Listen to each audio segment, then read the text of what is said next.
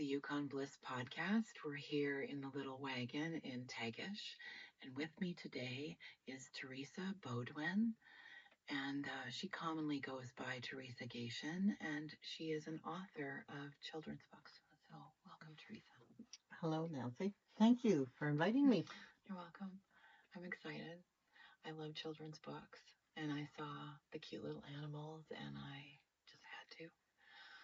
So, Well, I just love that you decided you'd come. That's well, good. thank you. Yes, this is exciting. Yeah, it's a lot of fun. It's nice and toasty in here. We've had the heater on for a while, so I've got our tea, and we're just gonna sit back and talk about Teresa's process. Yeah. Yeah. So, how did you get started? Oh, wow. Well, I always enjoyed writing stories as a young child, and that I wrote poetry and stories throughout my grade school and high school and that. And in 1992, I took a children's writing course. That was that was before the internet. So you'd write, I'd type out my manuscript and then send it. And the instructors would mark it all up and mail it back to me. So it was a long process, but I wrote it. And when I did this course, I have to start with where I developed my first book. Um, they talked about bubbles. You have a thought in your head, and you one word or one image, and you put it in a bubble in the center, and then from that one word you draw lines and other bubbles, and you think about what that one image evokes or a feeling, and you write it all down, and then you take a look at this and you create your story from this all these bubbles. And it was a really interesting concept. And the one thing that came to my mind was at my aunt's place in Atlin on Monarch Mountain. Outside her kitchen window is this big, huge rock. And I watched my cousin feed a chipmunk, but in with just holding her hand out, and Yeah. the chipmunk came. And that image of the chipmunk on the rock is what started this bubble.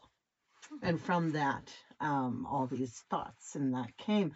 So that's how the golden ring was developed, was from this thought.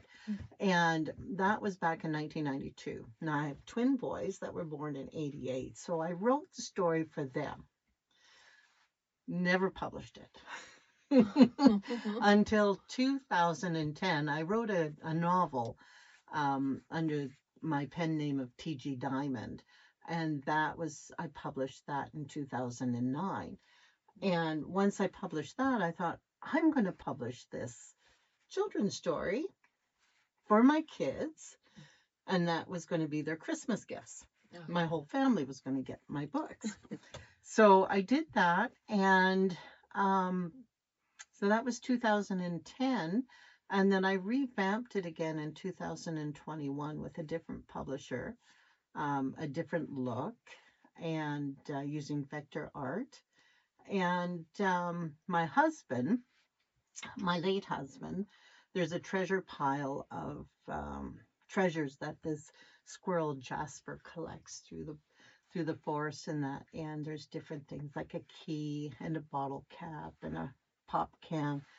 And my husband, Joe, or Dennis, people know him as, said, why don't you write a series of each one of these items, be a separate book with these characters? Yeah. So this is where my next story came from. Santa's Magic Key was from my husband's suggestion that I continue this. Oh, that's great. So I still have some more books to write. I love it. So I've retired. I've nursed for 20 years, and when my husband passed away in 23, our goal was to retire and travel, and I would write and that. And So I stuck to the plan, um, and I'm trying to focus on my writing now, as he wanted me to continue. So that's what I'm going to do for him and for me, because I enjoy it. I enjoy letting the characters take over. You know, they develop as you write. You don't you think you have control, but then a thought comes up and he takes off. Well, maybe he still inspires you. Maybe, yeah. So I really enjoy um, telling stories and listening to stories. I think every person has a story, and being able to take that story and turn it into a children's book as well. You know, like what we want to teach our kids. We want to share knowledge with our kids. We want to share stories about our um, lives and teach our kids from those stories. The Golden Ring, when I wrote that one, it's about a fear of heights. And I have a fear of heights. I took a lot of course, my feelings and stuff. And one of the things that um, I find is fear keeps us frozen. We we miss out when we let our fears take over. And I've had a fear of flying for all my life. I would not go on a plane. I worked for an airline where I could have gone to France or Europe from Whitehorse for $25. Who wouldn't do Wow. that? Me, because of my fear of flying. I missed out so much allowing my fear to keep me grounded, so to say. Mm-hmm. And being able to um, let go of that fear, I'm now traveling, you know, because I was able to face the fear. So when I wrote The Golden Ring, it was about being able to face that fear and get over and accomplish and being able to live again and being able to share that message in my story Mm-hmm. for the kids without really telling them about the message. Mm-hmm. And that's the key, is to be able to um, show, not tell, and being able to let them find the message in the lesson without them really knowing they're being lessened. Yes, So that's an art form. that yes, and if I can grasp that, especially from people's I, I, situations. I'm feeling very strongly that there are some adults, when they read the books to their children, they'll experience healing from reading in Hmm. the books. And like with this one here, Santa's Magic Key, this the Mm-hmm. the second, the magic key is the Santa goes in to the different houses because this magic key. I have a I key right here. Oh, that Right. is so cool, because that looks exactly like, oh Well, my God, yeah, like the key is almost like that's made. destiny. Wow, wow. The only thing that's missing is the star on the end, but that is That's so exactly cool. okay. I love it. So I have a key on my wreath on my door that I call Santa's magic key. And because my grandkids and my kids always wondered how Santa could come in when we don't have a chimney. Oh, yeah. Well, I have Santa's magic key. Mm-hmm. So when Joel, my husband, saw the key in the treasure pile, he said, "Well, you should write about that." I thought, hmm. And then it dawned on me, I've got Santa's magic key. So I put the story together about Santa's magic key, but I also think that Christmas is very important with traditions. Mm-hmm. That's a one time in throughout the year where tradition really is front and center Mm-hmm. with Santa and our little things that we do, the meals that we have, the families that we share things with. So putting those two together about the key, but also traditions. And I took the traditions from my childhood. We lived in Germany for 4 years. And one of the things we did was we had the wooden shoes and we filled them with treats and put them by the door Oh. for St. Nicholas to come. And my granddaughters, my son is married to a Filipino and First Nation gal. So my granddaughters are Filipino, First Nations, and Caucasian. So I looked at the Filipino tradition Mm-hmm. that they do. And my other granddaughter, her family heritage is Scottish. So I looked at the Scottish. Oh, wow. So I kind of put them all together. That's perfect. So That's so great. yeah. And then, of course, the one thing I didn't do, which I should have done, but it is on my website. One of the traditions I do is a gingerbread house. I'll have to put a link down below. Mm-hmm. Because it'll be on YouTube. Okay. Yeah, that would be awesome. Okay. Yeah, I build gingerbread creations, not always houses, but every year since I was 16, I have not missed a year. I have created gingerbread displays and houses, and Oh, that's amazing. so that's my Christmas tradition, and Nothing I do smells that. better than gingerbread. That's a yeah. favorite in my house. Yeah, Oh, and my yeah. granddaughters, they, It's so traditional. There's even some stuff about gingerbread men. Oh, Oh yeah, it's spooky stuff. oh, Oh yeah, I know. Well, they can be used, right? They're like a almost like a voodoo doll. oh, wow. Yeah. Oh boy. I better take care It's as a to what I rabbit hole. create. Oh, but that it will be another story. Yeah. That can be another story. See, Yes. it could be spooky. Yeah. You could go there.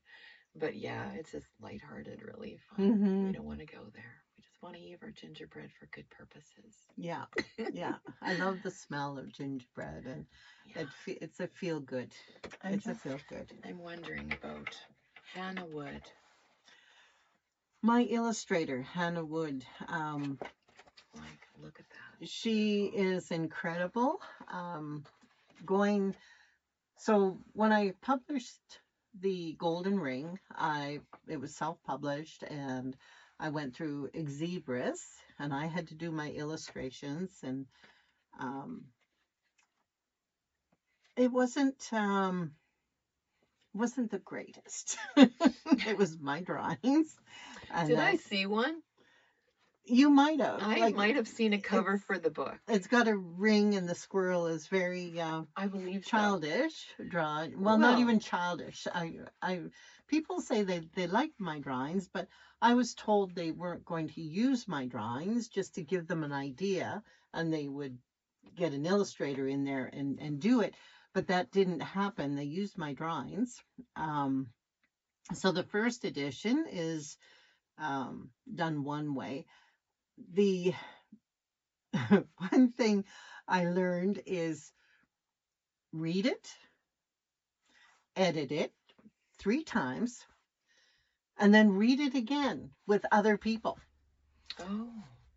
When I did my book, that's good advice. There are books out there with this mistake in it. So the story is about a squirrel that falls out of a tree, and his mother is standing over him, and she's watching, and suddenly his boy parts start to wiggle. The D got missed. Should be body parts. It was the boy parts. So there's a lot of books out there. Oh man! The first little bit that went out have cost me $177 to change one letter, or to get one letter added so it says body parts. Yeah, but that's gold. I mean, if anybody finds those, then those are going to be worth something one day, folks. That's neat. But oh my God, it was a school teacher when I worked as a nurse in the long-term care home. I took her my book, and she came to me and she said, Theresa, you have a problem. Oh no. Oh, yeah. So anyhow, I learned most important to do it. And then when I published Santa's Magic Key, I went through Miriam Laundry Publishing. It was a course. So the one of the editors, she wasn't my editor, but she works with the editing team, is actually Sharon Jennings, who writes the Franklin books, the little turtle books. I had Tanya was my editor, and we did 3 edits, which was wonderful. And each time there was something. Then the design team, once your illustrators design pictures go to the design team, they put it together, and then they sit down with you. We did it over Zoom, and you literally read your book and you find more issues that need to be changed, and they give you their ideas, and you have the control as to whether you want to change it or not. And then it's put together, and it's incredible how many times it's edited, and then you sit down and you read it and you find out there's something wrong. It might be where a comma's missed, or an inclination in your voice and your tone needs to change, so it should be italicized. Stuff like that. It's a really interesting process. And then with the Merriam Laundry Publishing, I went with the Advocate Art Agency, which I was able to get an illustrator through. And they give you your... Is that Hannah? That's Hannah Wood. So Hannah lives in the UK, and I hired her as my illustrator. And she looks like she has a great sense of humor. Oh, she was phenomenal. She does. She looks like she should be here right now. I've never met her. Hi, Hannah. We love you. Come on the show sometime. I make goodies and tea. Oh, I wish I could meet her in person. Like a card. Yeah. An absolute card. Yeah. She's just incredible. So a really enjoyable experience, like 2 different ways and nice. How to publish, but definitely worth learning for sure. Good. Yeah. I enjoyed it. I'm so glad. And now you think the work is in getting your story published, and no, now the next step is the marketing, getting out there, putting myself out there, which I haven't done. Thank you for coming. But thank you for this, because this is huge. This help. Every little bit helps, and then the more people that learn about it, and it's about positive energy, right? Yeah, and people that have read the story have told me they've enjoyed the story. And your story is actually inspiring. How you came across it, and how long that was even in your headspace. And then being able to go through this, and this book is amazing. Well, thank you. And then meeting that team, your process, all of it is very inspiring to people that are thinking about writing books. Yes, because if I can do it, you can do it if you've got something. And one of the biggest things I've learned, especially since having my husband pass away in 23, don't wait. One of the reasons I retired early was I didn't want to wait. I didn't want to wait till I'm 65. And that was one thing my husband, Good call. he wanted to retire at 65. He didn't want to wait, because there'd been so many people. And he said this to me. There's too many people he knows that wait to retire to 65 or older, and then they get sick and they die. And what happens? He plans on retiring. We had 4 months, and then bang. He had to retire in May instead of October. And after that, it's like, you know what? You got to do what you need to do. And one of the things I needed to do was tell my stories, meet people, get out there. And I loved nursing. I loved being able to teach people and that. But It's a beautiful legacy. yeah, I just need to share myself in another way, I guess. Yeah, exactly. Mm-hmm. But it's great because the more exposure you get and the more your books are out there, then the more opportunity for people to see it Yes. and experience what you have. This is magic. So it's kind of Santa's magic and I key. exactly. And I think yes, your husband's still inspiring you and that creates something that lives on as a legacy for both of you. It does. So Yeah. that's just romantic. Yeah. I'm just such a hopeless romantic. That's just right up my alley. Like that. Well, I tell you, yeah, it was we had a really good love life. You know, when you say you meet your soulmate, and Mhm. he was mine, you know. Yeah. So now, and he loved me for who I was, you know, He brought out the best in non-judgmental. you, right? Yeah, yeah. Yeah. So we had a good time. We had a good time. But I'm going to finish my stories for him. Hmm. Yeah. Exactly. I think that it's when we talk about people that have passed and we bring back that energy, I think that they share in some of that sometimes, and they're Mm-hmm. right along with us. Sometimes I believe that they know about Now, if only he could get me the sales. it. Come on, Joe. Oh, you never know. I mean, there's keys involved. Keys are lucky, right? Yeah. One of the Yeah. things I did was I've got the bookmarks. I left them at home. Um, I bought a whole bunch of vintage keys, not this size, but smaller, just a little bit smaller than these ones here. And I've added them to the bookmark. So when people Oh. purchase the book from me, then they Oh get a bookmark boy. with the Okay. magic key. Yes, So, and those are magic because if mm-hmm, they're old and they've been used to open little doors in particular, mm-hmm, oh boy, they open opportunities and luck. So it's a yeah, lucky key. yeah. So, Yeah, that's awesome. mm-hmm. So, okay. Wow. Well, I would like to give Theresa a chance to read her book I would to love to. everybody. So I'm going to stop it there and we'll change positions and And then I yeah. will read. Well, here's my story, Santa's Magic Key by Theresa Gatien, illustrated by Hannah Wood. Now, let's see here.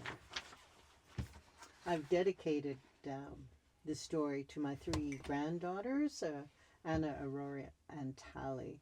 And I say, through your eyes, Christmas magic comes to life. I always believe in Christmas magic. And of course, to my late husband, he inspired me to continue writing. Santa lifted the rug up off the floor. Santa, said Mrs. Claus, what in the holly berries are you doing? I can't find my key, Santa exclaimed. Key? What key? Mrs. Claus asked. My magic key, the one I use to get into all the boys and girls' homes who do not have chimneys. If I don't have that key, I can't deliver their gifts to them. Santa and Mrs. Claus searched everywhere. Santa gathered all his elves and reindeer and asked them if anyone had seen his magic key. No one had seen it. Santa paced back and forth. Suddenly, he stopped. Aha! He shouted. I know what happened. Last year, when I was returning from my Christmas rounds, I had to fly through those hurricane winds. I bet my key fell out of my pocket. Oh, holly berries! It could be anywhere in the world now. Santa decided to ask the reindeer to search all the different places around the world for his magic key. Dancer was sent to the northern woods of Canada. He had a picture of Santa's magic key tucked safely into his saddlebag. When Dancer landed, the woodland animals slowly came out from their hiding places. A chipmunk hopped onto a stump. Hello, I'm Chipper. Who are you? Hello, my name is Dancer. I'm wondering if you can help me. I'm looking for something very important. Dancer turned his head and pulled the picture out of his saddlebag. Oh, said Chipper, that looks like one of Jasper's treasures. Who's Jasper?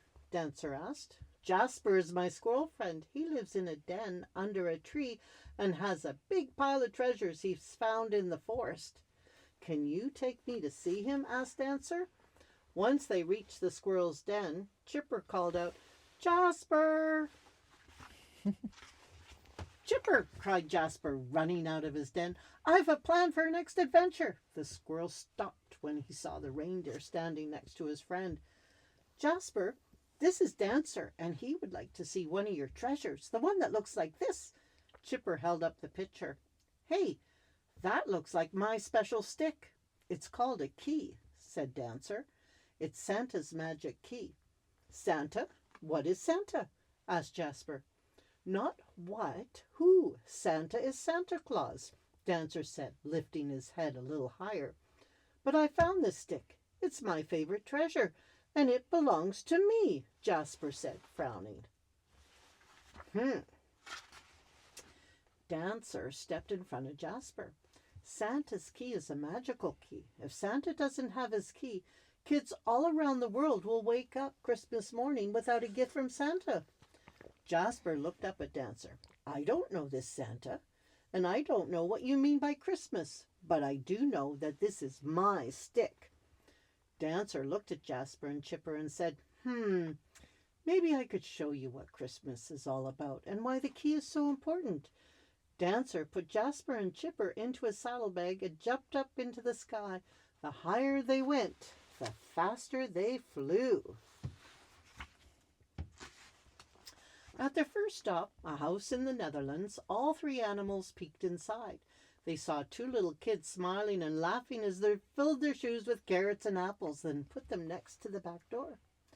Dancer explained that the kids do this for Santa, or Sinterklaas as they call him, hoping he would replace the food with special treats.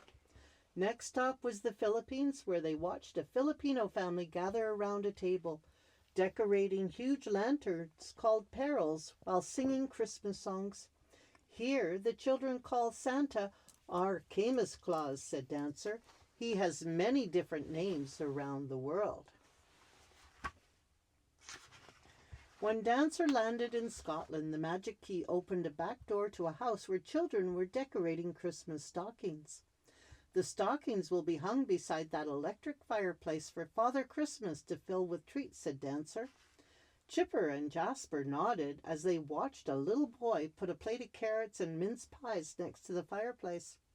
Those carrots must be for you, Dancer, said Chipper, and I bet Santa will love those pies.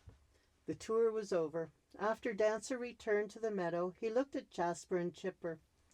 Now do you understand? If Santa doesn't have his key, he can't get into those homes all over the world. Jasper took a deep breath. He looked at his stick and then at Dancer. Finally he said, Okay, you're right. Santa needs his key. Thank you, Jasper. I know that treasure was important to you, said Dancer. This will make a lot of girls and boys very happy. As Dancer flew up into the sky, heading for the North Pole, Chipper looked at his friend. That was a good thing you did, Jasper, he said. Christmas seems like a very special time.